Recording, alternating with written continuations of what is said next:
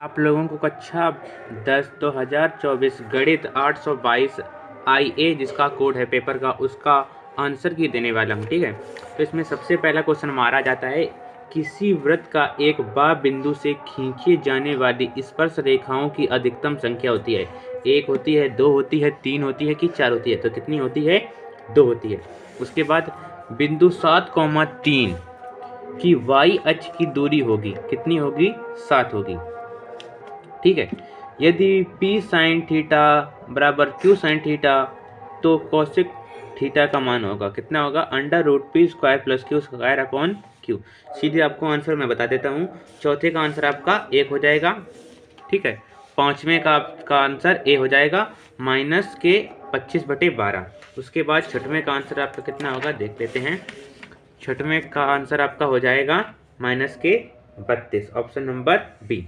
सातवें का आपका आंसर हो जाएगा ऑप्शन नंबर डी 0.95। उसके बाद आठवें नंबर का आपका आंसर हो जाएगा ऑप्शन नंबर 3 ए या सी में, आप देख लो जो भी आपको सही लगे, आप सोल्यूशन करके देख लेना है, इसमें थोड़ा मिस्टेक है। ठीक है, क्वेश्चन नंबर 9 का आंसर हमारा है option number D 4.5। Option number 10 question number 10 का आंसर आपका है ऑप्शन नंबर डी, इनमें से कोई नहीं। क्वेश्चन नंबर 11 1/2, तो इसका आंसर आपका है π/4 सेंटीमीटर स्क्वायर। क्वेश्चन नंबर 12 का आंसर आपका है पाई सेंटीमीटर। ऑप्शन नंबर 13 का आपका आंसर है ऑप्शन नंबर बी 13 सेंटीमीटर। ठीक है, उसके बाद आपका 14 नंबर आ जाता है, संख्याओं 182 तथा 78 का HCF होगा, तो कितना होगा आपका? इसका आंसर है ऑप्शन नंबर बी 26। ठीक है, उसके बाद 15 नंबर, इसका आंसर आपका हो जाएगा D 58.8 pi centimetre square. 16 number का आंसर आपका हो जाएगा option number C 8/3 pi centimetre square. Option number 17 द्विघात समीकरण, इसका आपका आंसर आ जाएगा कितना? इसका आंसर 17 का आंसर आपको कमेंट बॉक्स में हमें बताना है। 18 नंबर आपका है, इसका आंसर भी आपको हमें कमेंट बॉक्स में बताना है। 19 नंबर कितना आ जाता है हमारा देख लेते हैं, इसका भी बताना है, और इसका मैं बता दे रहा हूँ, इसका आपका है 20 से 30। ठीक है, इसके बाद आपका खंड बाज आता है, जिसकी दो नंबर के हैं क्वेश्चंस। ठीक है, ये ठीक है, इधर ये आपको सिद्ध करना था। ठीक है, इसके बाद बारंबार माध्यक निकालना था।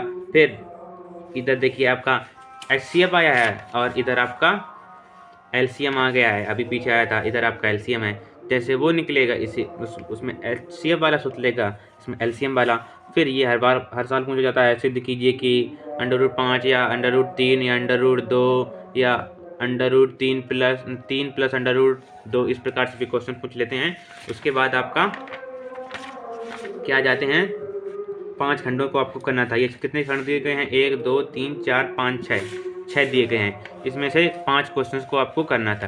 ठीक है, सारणी का बहुलक ज्ञात करना था इसमें। ठीक है, इसमें क्या था, सिद्ध कीजिए कि किसी बा बिंदु से वृत्त पर खींची गई स्पर्श रेखाओं की लंबाई बराबर होती है, ये 4 नंबर का था। ठीक है, किसी एक त्रिभुज की भुजा BC है, त्रिभुज बनाकर उसमें कोण ADC और BAC बराबर हैं, तो सिद्ध कीजिए CA² बराबर CD × CD। ये करना था, या ये करना था, दो अंकों की संख्या मान लेते आप। ठीक है, मानकर उसको पलट देते, 10x + y कर संख्या मान जाती है। तो एक समीकरण आपको बहुत ही सरल था, ऐसे कर लेते। जैसे 3 दूनी 6, फिर प्लस माइनस करें तो कितना है? 5, तो 3 दूनी 6, इसको अगर जोड़ देंगे तो आ जाएगा 5। इस प्रकार से आप निकाल लेंगे तो आपका ये भी निकल आता। ठीक है, ये आपने बहुत सारे लगाए होंगे क्वेश्चन भी। यदि एक बगीचे की परिमाप 120 मीटर और क्षेत्रफल है, तो आपका इसमें लंबाई चौड़ाई से 2 गुनी है। ठीक है, इसमें ज्ञात करनी थी, उसकी लंबाई और चौड़ाई ही ज्ञात करनी थी। ठीक है, ये भी आपका लगा लेते, 4 नंबर इसके मिल जाते। ठीक है, और आपको कमेंट बॉक्स में ये मैं जरूर बताना कि आपके कितने ऑप्शन राइट करके आए हैं। ये भी आपका हर साल नंबर, आप पिछले वाले देख सकते हैं, हर साल पूछने वाला प्रश्न है। जैसे आप U मान लेते, जैसे U मान लेते, इसे V मान लेते, फिर आप हल करते चले आते तो आपका निकल आता। इसका मैं आपको दिखा भी दे रहा हूँ, 1 सेकंड रुकिए आप लोग।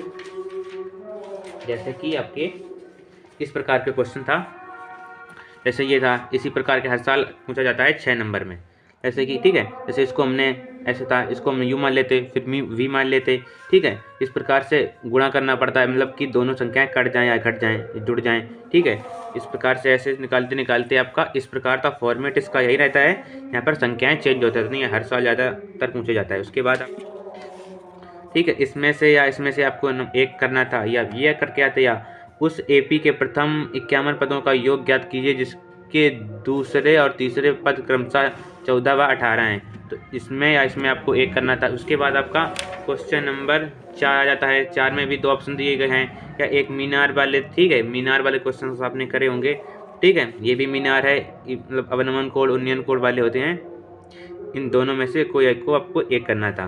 फिर यहाँ पर आपको इनमें से भी कोई एक करना था। वृत्तखंडों का, लघु और दीर्घ वृत्तखंडों का क्षेत्रफल ज्ञात करना था। यहाँ पर आपको संकेत भी दिया गया है कि पाइस बराबर 3.14 लेना है, और अंडर रूट 3 बराबर कितना होता है, मतलब अंडर रूट जब क्वेश्चन आप लगाएंगे तो उसमें अंडर रूट 3 आएगा, तब आपको 1.73 उसमें लेना था, ठीक है। लकड़ी के एक ठोस बेलन के प्रत्येक सिरे पर एक अर्धगोला निकाला गया है। उस एक वस्तु बनाई गई है, मतलब यदि बेलन की ऊंचाई 10 सेंटीमीटर और आधार की त्रिज्या 3.5 सेंटीमीटर है, तो इस वस्तु का संपूर्ण पृष्ठीय क्षेत्रफल होगा। संपूर्ण पृष्ठीय क्षेत्रफल भी आपको सूत्र इसका लगा करके आपको इसका निकाल लेते हैं। तो अभी तो मैंने आपको ऊपर से बता दिया है कि कौन कौन से क्वेश्चन आएंगे। कुछ देर बाद एक वीडियो और आएगी जिसमें मैं आपको फुल डिटेल में सॉल्यूशन अपने हाथ से करके बताऊंगा, ठीक है। तो